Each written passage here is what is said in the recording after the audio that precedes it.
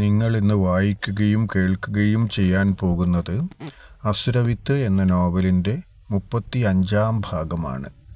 രചനയും അവതരണവും ഇമ്മാനുവൽ. എല്ലാവരെയും ഈ ഓഡിയോ ആവിഷ്കാരത്തിലേക്ക് സ്നേഹപൂർവ്വം സ്വാഗതം ചെയ്യുന്നു. മുടക്കമില്ലാതെ വായിക്കുന്നതിനും കേൾക്കുന്നതിനുമായി ചാനൽ സബ്സ്ക്രൈബ് ചെയ്യാൻ എല്ലാവരും ഓർമ്മിക്കണേ. അന്ന് റിൻസിയെ വെള്ളത്തിൽ നിന്ന് രക്ഷിച്ച സോജനാണല്ലോ ഇത്. അവനെ കണ്ടിട്ട് കുറേ നാളായിരുന്നു. ഇവൻ്റെ യൂണിഫോം കണ്ടിട്ട് ഈ ജ്വല്ലറിയിലെ ജോലിക്കാരനാണെന്ന് തോന്നുന്നല്ലോ. സോജനല്ലേ ഇത്? എനിക്കൊന്ന് ആലോചിക്കേണ്ടി വന്നു കേട്ടോ. ഞാൻ കണ്ടിട്ട് കുറേ കാലമായല്ലോ. അന്ന് ആശുപത്രിയിൽ നിന്ന് ഒരിക്കൽ കണ്ടതല്ലേ ഉള്ളൂ. അതുകൊണ്ടാണ് പെട്ടെന്ന് മനസ്സിലാകാത്തത്. ഞാൻ പിന്നെയും പലപ്പോഴും അച്ചായനെ കണ്ടിട്ടുണ്ട്. വളരെ തിരക്കിട്ട് പോകുന്ന സമയത്തായിരിക്കും മിക്കവാറും കാണുന്നത്. അതുകൊണ്ട് എന്നെ കണ്ടിട്ടുണ്ടോ എന്നുപോലും എനിക്കറിയില്ല. ഇല്ലായിരിക്കുമെന്ന് തന്നെയാണ് എനിക്ക് തോന്നുന്നത്. കണ്ടായിരുന്നെങ്കിൽ ഓർമ്മിക്കുമായിരുന്നല്ലോ. നിങ്ങൾ ഭക്ഷണം കഴിച്ച് കഴിഞ്ഞതല്ലേ? ഇനി എന്താ പരിപാടി? കൂട്ടുകാരനെയും കുടുംബത്തിനെയും കൊണ്ട് എങ്ങോട്ടെങ്കിലും ടൂറ് പോകുന്നുണ്ടോ? ഗോണിക്കുപ്പ വരെ ഒന്ന് പോകണമെന്നുണ്ട്. അവിടെയും കുറച്ച് സ്ഥലം ഞാൻ വാങ്ങിച്ചിട്ടുണ്ട്. ഏതായാലും ഇവൻ വന്നതല്ലേ, ഇവനെ അതുകൂടി കാണിച്ചു വിടാം എന്ന് വിചാരിക്കുന്നു. ഇനി ഇവൻ ഉടനെയെങ്ങും വരുമെന്ന് തോന്നുന്നില്ല. നല്ല കാര്യമാണ്. ചെറിയൊരു ടൂറ് പോലെ ആവുകയും ചെയ്യും. സ്ഥലം വാങ്ങിയത് കൂട്ടുകാരന് കാണുകയും ചെയ്യാം. എന്നാൽ പിന്നെ നിങ്ങൾ പോയി അടിച്ചുപൊളി. ഞങ്ങൾ ഭക്ഷണം കഴിക്കാൻ കയറട്ടെ. നിങ്ങൾ ഉടനെ പുറപ്പെടുകയല്ലേ? അത്രയും പറഞ്ഞ് അവർ ഹോട്ടലിൻ്റെ ഉള്ളിലേക്ക് കയറിപ്പോയി. സോജൻ വീട്ടിൽ നിന്ന് ഭക്ഷണം കൊണ്ടുവരികയാണ്. എന്നാലും ഹോട്ടലിൽ കൂട്ടുകാരുടെ ഒപ്പം വന്നിരുന്നാണ് ഊണ് കഴിക്കുക. വീട്ടിലെ ബാധ്യതകൾ ഉള്ളതുകൊണ്ട് എല്ലാ ദിവസവും ഒന്നും ഹോട്ടലിൽ നിന്ന് കഴിക്കാൻ മാത്രമുള്ള വരുമാനം അവന് കിട്ടാറില്ല. എണ്ണിച്ചുട്ട അപ്പം പോലെ കിട്ടുന്നതുകൊണ്ട് 100 കൂട്ടം കാര്യങ്ങളായിരിക്കും വീട്ടിൽ ചെയ്യാനുണ്ടാവുക. വീട്ടിലെ കാര്യമൊക്കെ ഒരിക്കൽ റിൻസിയോട് സോജൻ പറഞ്ഞിട്ടുണ്ട്. ആളിനെ മനസ്സിലായില്ലല്ലോ അക്കാമേ. നല്ലൊരു പയ്യനാണവൻ. നിങ്ങളെ എല്ലാവരെയും അറിയുന്നതുമാണല്ലോ. ബന്ധുവോ മറ്റോ ആണോ? ചെറിയാച്ചൻ വളരെ സ്നേഹപൂർവ്വം സംസാരിക്കുന്നുണ്ടല്ലോ. സമയമുണ്ടായിരുന്നെങ്കിൽ ഞങ്ങൾ ഓരോരുത്തരെയും ആളാം വീതം പരിചയപ്പെട്ടേനെ. നല്ല പേഴ്സണാലിറ്റി ഉള്ള ഒരു പയ്യൻ. എനിക്കവനെ വളരെ ഇഷ്ടപ്പെട്ടു. ഇങ്ങനെ വേണം ആൺപിള്ളേരായാൽ. ആ പയ്യൻ്റെ പേര് സോജൻ എന്നാണ്. അവനെ ഞങ്ങൾക്ക് മറക്കാൻ കഴിയില്ല. അന്നൊരിക്കൽ റിൻസി വെള്ളത്തിൽ വീണ് ഒഴുകിപ്പോയപ്പോൾ ഇവനാണ് കുഞ്ഞിനെ നീന്തിച്ചെന്ന് പിടിച്ച് രക്ഷിച്ച് ആശുപത്രിയിലെത്തിച്ചത്. ആശുപത്രിയിൽ ചെന്നാണ് ഞങ്ങൾ അവളെ കണ്ടത്. ഞങ്ങൾക്ക് നഷ്ടപ്പെട്ടു പോകുമായിരുന്ന മകളെയാണ് അവൻ ഞങ്ങൾക്ക് തിരിച്ചു തന്നത്. അതുകൊണ്ട് അവനെ മറക്കാൻ എന്തായാലും ജീവനുള്ളത്രയും കാലം ഞങ്ങൾക്ക് കഴിയില്ല.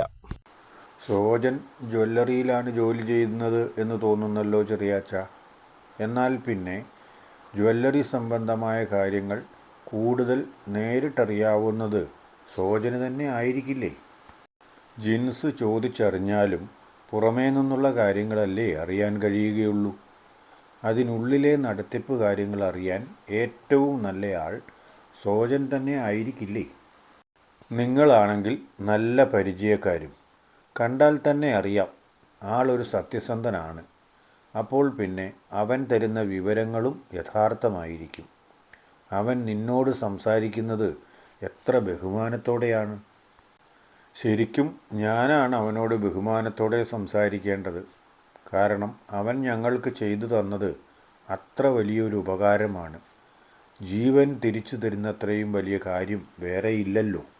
ഇനി പറയാനുള്ള കാര്യങ്ങൾ നമുക്ക് വണ്ടിയിലിരുന്ന് പറയാം. കുറേ ദൂരം യാത്ര ചെയ്യേണ്ടതാണ്.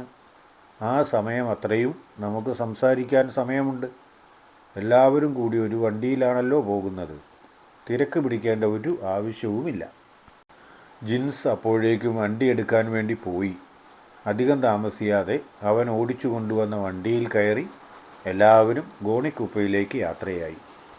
ഇതുപോലെ ഒരു യാത്ര നമ്മുടെ കൂടെ പഠിക്കുന്നവരോ അല്ലാത്തവരോ ആയ കൂട്ടുകാരുമൊത്തു പോകണമെന്ന് നിനക്ക് ആഗ്രഹമില്ലേ റിൻസി? എന്ത് രസമായിരിക്കുമെന്നറിയാമോ? ഇപ്പോഴാണെങ്കിൽ നമുക്കെന്തെങ്കിലും പറയണമെങ്കിൽ തന്നെ അമ്മമാർ കേൾക്കുമോ എന്ന് പേടിച്ചല്ലേ പറ്റുകയുള്ളൂ. അങ്ങനെ പേടിക്കാതെ പറയാൻ കഴിയണ്ടേ? എന്നാലല്ലേ അതിന് പൂർണ്ണമായ രസമുള്ളൂ. എന്നാൽ നമ്മൾ തനിയെ പോകുമ്പോൾ അത്തരത്തിലുള്ള യാതൊരു ഭയവും ആവശ്യമില്ല. എന്തു വേണമെങ്കിലും പറയാം, എന്തു വേണമെങ്കിലും കാണാം. ആരും നിയന്ത്രിക്കാനും ചോദിക്കാനുമില്ലാത്ത ഒരവസ്ഥ എന്ന് പറയുന്നതിൻ്റെ സുഖം പറഞ്ഞറിയിക്കാൻ പറ്റില്ല. ഏതായാലും നീ അതിനെപ്പറ്റി ഒന്ന് ചിന്തിച്ചു നോക്ക്. സങ്കല്പിച്ചു നോക്കുന്നതിനേക്കാൾ എത്രയോ അധികമായിരിക്കും യഥാർത്ഥത്തിൽ അനുഭവത്തിൽ വരുമ്പോൾ. ഞാനതിൻ്റെ അനുഭവസ്ഥയായി കഴിഞ്ഞിട്ടാണ് നിന്നോട് പറയുന്നത്. ഞാൻ ഇവളോട് ഇതിനു മുൻപ് തന്നെ പല തവണ പറഞ്ഞിട്ടുള്ളതാണ്. പിന്നെയും ഇവൾ കൂടുതൽ നിർബന്ധിക്കുമ്പോഴാണ് തൻ്റെ മനസ്സിൽ സംശയമുണ്ടാകുന്നത്. ഇവൾ എന്തോ നേട്ടത്തിനു വേണ്ടിയാണ് തന്നെ കൊണ്ടുപോകുന്നത് എന്നൊരു സംശയം മനസ്സിൽ ബലപ്പെടുകയാണ്. കുഴിയിൽ വീണ എലി ബാക്കിയുള്ളവരെയും കുഴിയിലേക്ക് നിർബന്ധിച്ചിറക്കി എന്ന് പറയുന്നത് പോലെ എന്തോ ഇടപാടാണ്. ഞാൻ അന്ന് തന്നെ എലിസബത്തിനോട് പറഞ്ഞതാണല്ലോ എൻ്റെ സ്റ്റാൻഡ് എന്താണെന്ന്. ഇപ്പോഴും അതിൽ നിന്ന് മാറണമെന്ന് ഞാൻ ചിന്തിച്ചിട്ടില്ല. എനിക്ക് ഇവരുടെ സുരക്ഷിതത്വത്തിൽ എവിടെയെങ്കിലും പോകുമ്പോൾ ലഭിക്കുന്ന ആനന്ദമാണ് പ്രധാനം. ഇവർ കൂടെ ഇല്ലാത്തപ്പോൾ എപ്പോഴും എനിക്കൊരു അരക്ഷിത ബോധമാണ്. അങ്ങനെയുള്ളപ്പോൾ എത്ര മനോഹരമായ കാഴ്ച കണ്ടാലും എനിക്കതിൽ സന്തോഷം ഉണ്ടാവുകയുമില്ല. അതാണ് ഞാൻ പോരാത്തതിൻ്റെ കാര്യം. നിനക്ക് ആവശ്യത്തിന് സുരക്ഷിതത്വബോധം ഉണ്ടാവാൻ ഞാൻ നിൻ്റെ കൂടെ ഉണ്ടായാൽ പോരെ? ഇത്രയും നാളും നിൻ്റെ വെറും കൂട്ടുകാരിയായിരുന്നു ഞാൻ.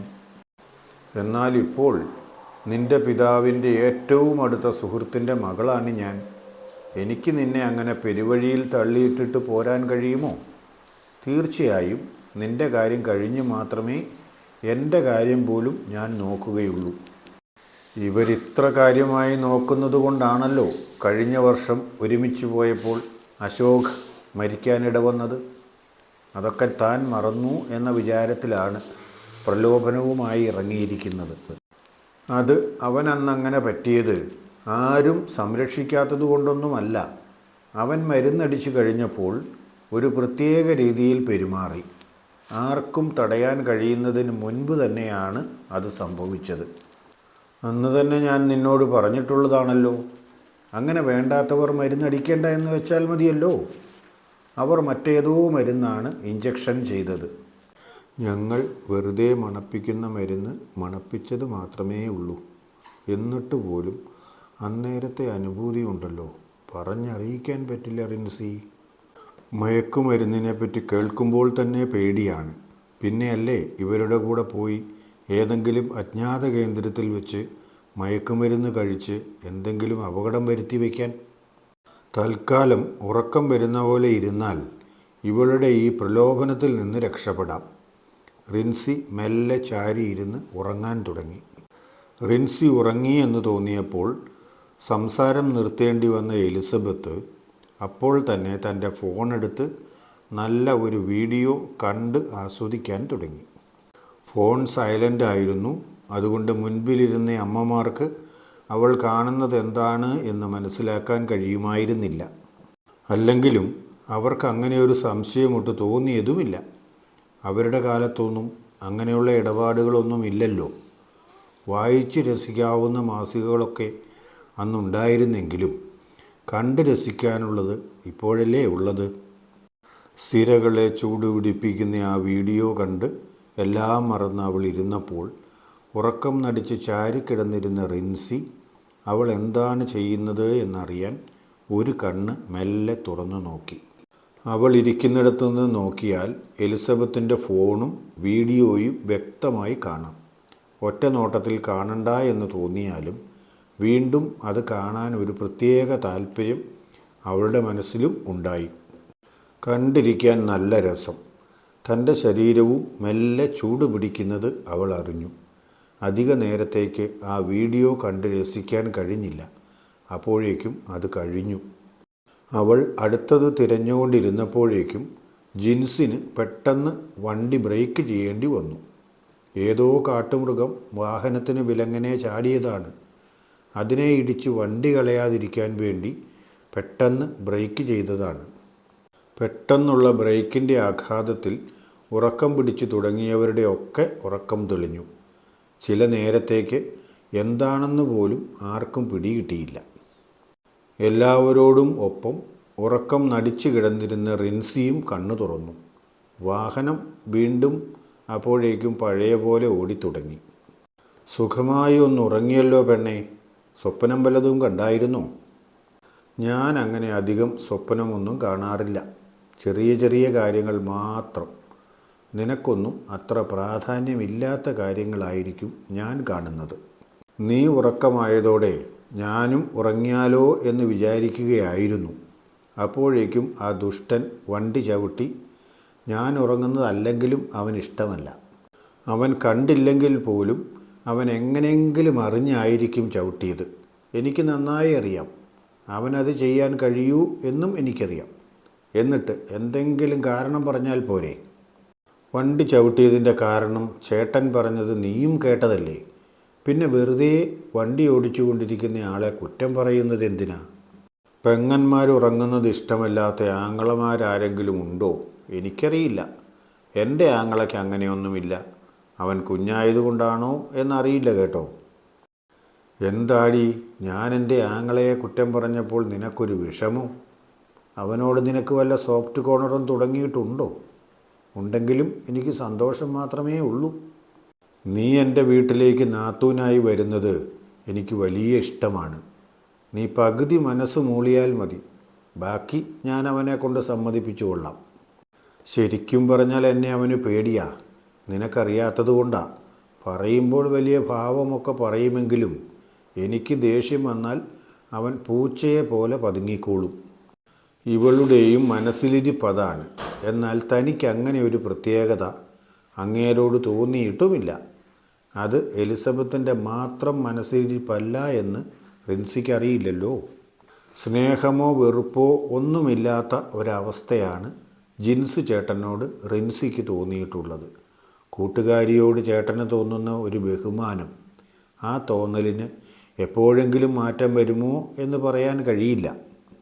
ജിൻസ് ചെറിയാച്ചനോട് ചോദിക്കുന്നത് കേട്ടു, ഇനി എത്ര ദൂരവും കൂടി കാണും അങ്കിളേന്ന്. കഷ്ടിച്ച് 4 കിലോമീറ്റർ കൂടി മാത്രമേ കാണുകയുള്ളൂ. വണ്ടി ഓടിച്ചു മടുത്തെങ്കിൽ പറഞ്ഞോ, ഞാനും സഹായിക്കാം എന്നുകൂടി ചെറിയാച്ചൻ പറഞ്ഞു. മടുത്തിട്ടല്ല, ദൂരത്തെക്കുറിച്ചൊരു ഗ്രാഹ്യമുണ്ടായിക്കോട്ടെ എന്ന് വിചാരിച്ചു പറഞ്ഞു എന്നേ ഉള്ളൂ ഞാൻ. ഇതിലും കൂടുതൽ ദൂരം ഓടിക്കുന്നതാണ് എന്നാണ് ജിൻസ് പറഞ്ഞത്. എലിസബത്ത് അപ്പോഴേക്കും അടുത്ത വീഡിയോ ഇട്ട് റിൻസി കാണാതെ തിരിച്ചു പിടിച്ച് കാണാൻ തുടങ്ങി. അവൾക്ക് ഹരം പിടിച്ചു തുടങ്ങിയിരുന്നു. മിക്കവാറും കാണാറുള്ളതാണ് അവൾ. എങ്കിലും പുതിയ പുതിയ ഐറ്റം വരുമ്പോൾ കാണാൻ കൂടുതൽ സന്തോഷമാണ്. റിൻസിക്ക് ഇഷ്ടപ്പെടാൻ സാധ്യതയില്ല എന്ന് തോന്നിയതുകൊണ്ടാണ് അവൾ ഫോൺ ചിരിച്ചു പിടിച്ചത്.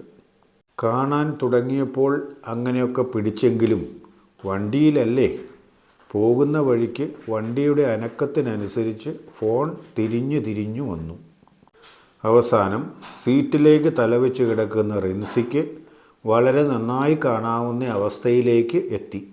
അപ്പോൾ മുതൽ അവളും അത് കണ്ട് ആനന്ദിച്ചു. റിൻസി ഒരു തീരുമാനമെടുക്കുകയും ചെയ്തു. വീട്ടിൽ ചെന്ന് തൻ്റെ ഫോണിൽ ഇത്തരം വീഡിയോകൾ കിട്ടുമോ എന്ന് നോക്കണം. എവിടുന്നാണ് ഡൗൺലോഡ് ചെയ്യുന്നത് എന്നൊക്കെ കൃത്യമായി റിൻസി നോക്കി വച്ചിരുന്നു. രസകരമായ ഒരു വീഡിയോയും കൂടി കണ്ടു കഴിഞ്ഞപ്പോഴേക്കും റിൻസിക്ക് പരിചയമായ സ്ഥലങ്ങൾ എത്തിത്തുടങ്ങി.